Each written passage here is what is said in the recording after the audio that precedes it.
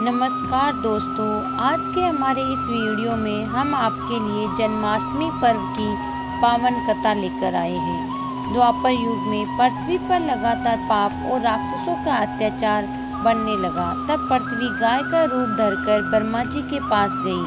तब ब्रह्मा जी ने सभी देवताओं के साथ पृथ्वी की व्यथा सुनी और सभी मिलकर भगवान विष्णु के पास गए, जहाँ ब्रह्मा देव भगवान विष्णु से बोले, हरि नारायण, अब समय आ गया है जब आपको पृथ्वी पर 8वां अवतार के रूप में अवतरित होना ही होगा। आपने सही कहा है ब्रह्मा देव, मैं पृथ्वी के उद्धार हेतु ब्रज में कंस की बहन देवकी के गर्भ से जन्म लूंगा। तब सभी देवता ब्रज में अवतार ले लिए। कुछ समय बाद मथुरा के राजा उग्रसेन का पुत्र, जो बहुत ही अत्याचारी स्वभाव का था, उसने उग्रसेन को कारागार में डाल दिया और मथुरा नगरी में राज करने लगा। उग्रसेन ने कंस से कहा, एक दिन तेरे पाप का घड़ा जरूर भरेगा। कंस के छोटे भाई दीपक की पुत्री देवकी की शादी की तैयारी चल रही थी। कंस अपनी छोटी बहन देवकी से बहुत ही स्नेह करता था। देवकी और वासुदेव की शादी हो गई। कंस अपनी रथ में दोनों को छोड़ने चलता है। तभी रास्ते में तेज गर्जना के साथ भविष्यवाणी हुई, जिसे सुनकर कंस बहुत डर गया। भविष्यवाणी हुई कि जिसे तुम साथ लेके जा रहे हो, उसे गर्भ से जन्मा 8वां पुत्र तेरा काल बनकर तेरा वध करेगा। कंस ने कहा, ऐसा नहीं हो सकता। यदि ऐसा हो तो मैं वासुदेव का वध अभी कर देता हूँ। तभी देवकी ने कहा, भैया आप वासुदेव को मत मारिए, मेरी 8वीं संतान होते ही मैं आपको सौंप दूंगी।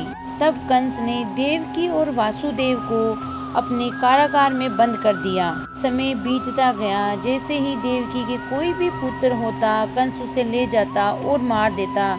ऐसे ही देवकी की 8वीं संतान पैदा होने वाली थी। 8वीं संतान होने का समय आ रहा था। कारागार का पहरा और कड़ा कर दिया गया। उसी समय वासुदेव के मित्र नंद जी की पत्नी यशोदा को भी संतान होने वाली थी। जिस समय नंद और यशोदा के घर एक कन्या ने जन्म लिया, उसी समय यानी भाद्र पक्ष के कृष्ण पक्ष की अष्टमी को रोहिणी नक्षत्र में श्री कृष्ण ने देवकी और वासुदेव के यहाँ जन्म लिया। उनके जन्म लेते ही देवकी बेहोश हो गई और तेज प्रकाश के साथ भगवान विष्णु वासुदेव के सामने प्रकट हुए। ये वासुदेव, कंस से संहार के लिए ही मैंने अवतार लिया है और तुम तत्काल मुझे नंद के यहाँ पहुँचाओ। नंद के घर जन्मी कन्या को कंस को सौंप दे दो। देखते ही देखते सारे गृह के द्वार अपने आप ही खुल गए। पहरेदार सो गए। वासुदेव की हथकड़ियाँ भी खुल गई। वासुदेव ने कृष्ण को एक टोकरी में रखा और गोकुल की ओर चल दिए। तेज बारिश और तूफान के बीच नन्हे कृष्ण फूल लिए वासुदेव चल जा रहे थे। भगवान श्री कृष्ण के चरणों को स्पर्श करने की चाह से यमुना नदी के ऊपर की ओर बढ़ने लगी। प्रभु, यमुना का जल स्तर लगातार बढ़ता ही जा रहा है, अब मैं क्या करूं? भगवान श्री कृष्ण ने अपना पैर टोकरी से लटका दिया। यमुना जी भगवान के चरण छूने के बाद घटने लगी। अब वासुदेव के घर पहुंच जाते ही नंद ने अपने इस पहलू को तुम्हें सौंप रहा हूँ। ये बालक बड़ा होकर मथुरा वासियों में कंस के अत्याचार से मुक्ति दिलाएगा। और मैं माया रूपी नंद की कन्या को लेकर चल दिए। उनके लौटते ही शुक्र ग्रह के द्वार बंद हो जाते हैं। वासुदेव के हाथों में हथकड़ियाँ पड़ जाती है और सिपाही नींद से जाग जाते हैं। अरे ये तो बच्चे के रोने की आवाज़ है। महाराज कंस को सूचना देता हूँ। अरे ये क्या, ये तो पुत्र की जगह पुत्री है।